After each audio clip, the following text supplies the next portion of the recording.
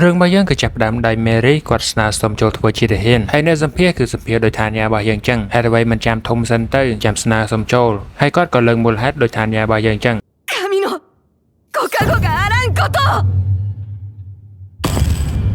ក៏លេខមកមើលឋានៈវិញគឺក៏បានមកដល់ជំរំថ្មីជំរំនោះក៏នៅកណ្ដាលវាខ្សាច់តែម្ដងហើយគាត់ក៏បាននិយាយទៅប្រាប់កងទ័ពគាត់ថានេះគឺជាការងាររបស់យើងគឺយើងគ្មានជំរើសទេយើងត្រូវតែគោរពតាមបញ្ជាកុំតិចសត្រូវរបស់យើងចោលទាំងអស់ក៏ប៉ុន្តែឥឡូវនេះសត្រូវរបស់យើងគឺជាពិភពលោកទាំងមូលហើយយើងក៏គ្មានផ្លូវកិច្ចពីសង្គ្រាមមួយនេះដែរហើយគ្មានថ្ងៃដឹងថាយើងត្រូវប្រយុទ្ធយ៉ាងយូរប៉ុណ្ណានោះទេដូច្នេះហើយខ្ញុំចង់និយាយម្ដងទៀតប្រសិនបើមានទេវតាគ្រប់គ្រងពិភពលោកមួយនេះចឹងគាត់ច្បាស់ជាមានភាពល្អឥតខ្ចោះហើយគាត់មានភាពអស្ចារ្យខ្លាំងពេកព្រះបន្តបង្ខំឲ្យយើងប្រឈមមុខនឹងគ្រោះជោគវាសនាដ៏ខុសខើមួយនេះដូច្នេះខ្ញុំសូមប្រកាសម្ដងទៀតអូព្រះជាម្ចាស់ខ្ញុំនឹងកាត់ចិញ្ច្រាំឯងទៅជាជំរាកហើយយកទៅឲ្យជ្រូកស៊ីក្នុងសមរភូមិសង្គ្រាមគឺគ្មានកន្លែងដាក់ព្រះដូចអាចចឹងទេខ្ញុំគិតថាដល់ពេលយើងទៅដើមយកការងារព្រះពួកយើងជាកងទ័ពនឹងទៅដើមយកកន្លែងរបស់ព្រះយើងនឹងធ្វើឲ្យព្រះចោមសៀតនឹងអស់ការងារធ្វើ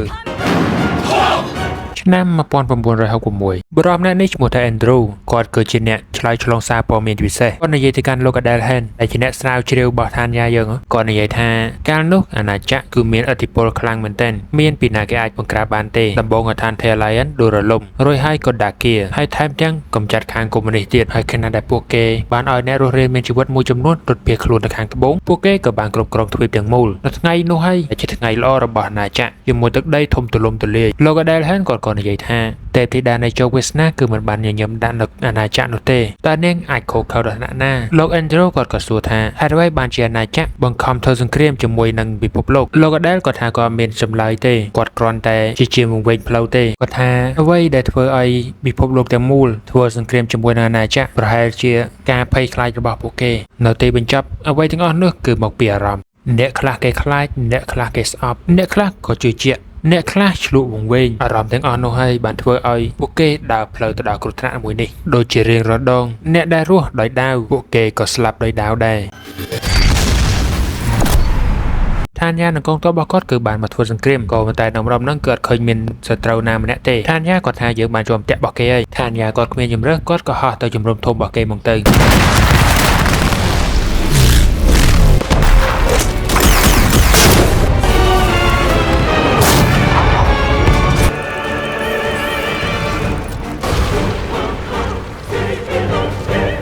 従え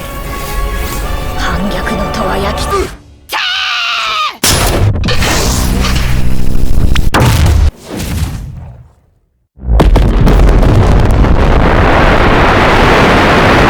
សង្គ្រាមកន្លែងហ្នឹងគឺបានជោគជ័យហើយមេក៏ហៅឲ្យឋានៈយើងត្រឡប់ទៅអាណាចក្រវិញឥឡូវនេះយើងអាចបោះដីខ្សាច់ចេញពីខ្លួនប្រាណយើងបានហើយយើងនឹងយើងកេងលក់ឲ្យស្រួលតែម្ដង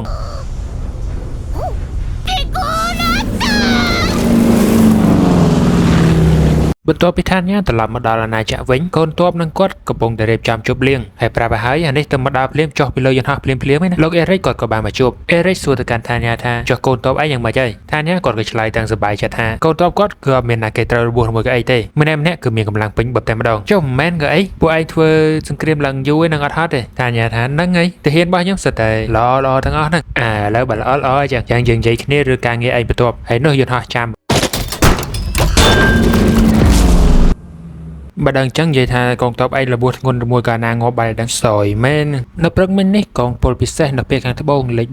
437បានផ្ញើរបាយការណ៍សង្គ្រោះបន្ទាន់មកគេថាគេបានឃើញអង្គភាពសហព័ន្ធកំពុងធ្វើចលនាឡើងសកម្មតាមបន្ទាត់ព្រមានទី1ចឹងហើយការងាររបស់យើងលើកនេះយើងនឹងឆ្លងចូលទៅកាន់ទឹកដីរបស់សហព័ន្ធដើម្បីធ្វើការស៊ើបការមើលហើយសហព័ន្ធហ្នឹងគឺសហព័ន្ធរុស្ស៊ីនឹងឯងយើងនឹងសង្កេតមើលកងកម្លាំងរបស់ពួកគេប្រសិនបើចាំបាច់ចេញការព្រមានទោះយ៉ាងណាក៏ដោយយើងមិនបើកអរិភាពទេប្រសិនបើយើងបង្ខំឲ្យវាយយើងត្រូវតែដកចេញភ្លាមជាពិតណាស់ទាល់តែសង្គ្រាមគេបានប្រកាសចឹងពួកយើងគឺត្រូវតែប្រុងប្រយ័ត្នឲ្យខ្លាំងបំផុតអ្នកដែលយល់ខ្ញុំនិយាយខ្លីការងារលើកហ្នឹងគឺទៅស៊ើបអង្កេតអត់ឲ្យបកសង្គ្រាមទេបើខាងគេបង្ខំឲ្យវាយគឺដកចេញមកវិញតតែសង្គ្រាមផ្ទុះទៅយើងមានសិទ្ធិវាយបើចឹងទេអត់ទេ Victoria គាត់ក៏បានសួរថាចុះបើសិនជាគេបាញ់មុនថាអ្នកថាបើគេបាញ់មុនបាញ់វិញទៅនិយាយរួមទៅតតែគេបាញ់យើងមុនបើសិនជាអត់ទេកុំបកសង្គ្រាមអីបើសិនជាគេបាញ់មុនមានន័យថាគេប្រកាសសង្គ្រាមអី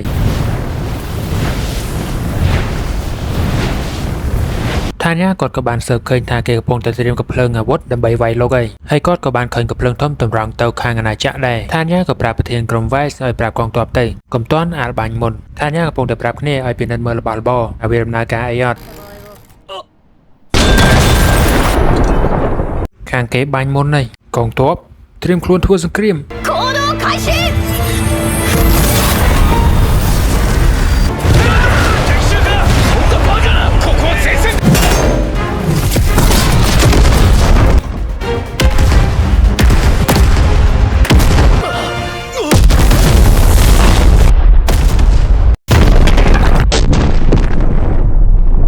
ដូចជាគ្មានស្អីឲ្យធ្វើទៀតផងមែនហ្នឹងបើសិនតែបាញ់ផ្ទូទាំងអស់ហ្នឹងថាញ៉ាគាត់និយាយថាគាត់អាចចូលចិត្តសង្គ្រាមទេពេលវេលាសង្គ្រាមគឺជាពេលវេលាដែលអាក្រក់បំផុតសម្រាប់មនុស្សវាគ្មានស្អីក្រៅពីខាតបង់មនុស្សលោកទេគ្នាគាត់ក៏បានរាយការណ៍ថាខាងរុស្ស៊ីកំពុងតែវាយចូលហើយVictoria គាត់ក៏បានសួរថាចេះយើងជួយគេយ៉ាងម៉េចថាអ្នកថាឥឡូវយើងរកផ្លូវងាយស្រួលតិចទៅដុតរាជធានីរបស់វាហ្មង Vice គាត់ថាដុតរាជធានីគេរុស្ស៊ីមិនមែនតាគេណា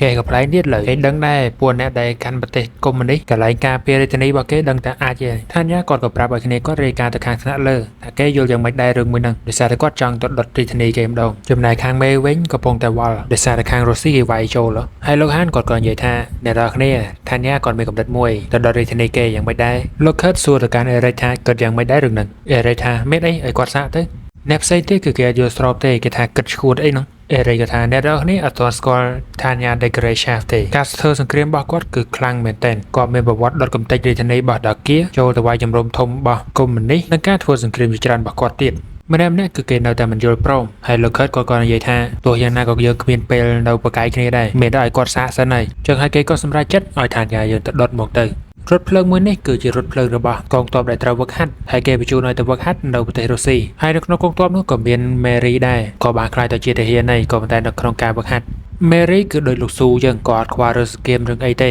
គាត់ខ្វល់តែរឿងមួយទេសម្រាប់ថាញ៉ាឲ្យបានរាជធានី Moscow នៅកន្លែងនេះគឺអត់មានអីច្រើនទេតែពេលនេះអ្នកនរគ្នាចាំហើយគឺគាត់មកពី Alliance Kingdom ហើយភាគច្រើនគឺប្រទេសដែលចាញ់សង្គ្រាមរបស់អាណាចក្រហ្នឹងគឺគេមករុស្ស៊ីទាំងអស់ហើយប្រមាណកន្លែងហ្នឹងគឺគេគាត់និយាយគ្នារឿងការវឹកហាត់កងទ័ពរឿងអីទេចឹងហើយយើងរំលងកន្លែងហ្នឹងចោលទៅដោយសារអត់ប្រយោជន៍ដែរចឹងយើងមករំលងមើលពេលនេះវិញគាត់ជាឡានរកមើលស្រីក្មេងមិនមែនស្រីគ្រប់អាយុអីណាក្រោមអាយុជិះគាត់ក៏បានឃើញក្មេងស្រីម្នាក់ហើយគាត់ថា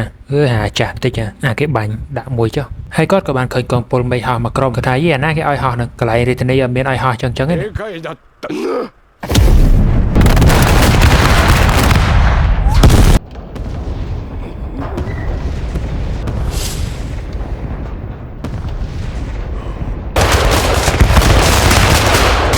គ្នារបស់ថាញ៉ាគាត់ថាលបងអស់ហ្នឹងគឺបាញ់ឲ្យខ្ទុះហើយបាញ់ទៅដល់ដែលតាន់ណាហើយថាញ៉ាគាត់ថាគោលដៅយើងមកលើកហ្នឹងគឺមកកំទេចផ្ទះហើយនឹងឌឺប្រជាជននៅហ្នឹងឥឡូវបើកំទេចបានទេតោះយើងឌឺគេមកយ៉ាងតែមុនឌឺអាប៉ែនេះត្រូវតែដួលលំសិន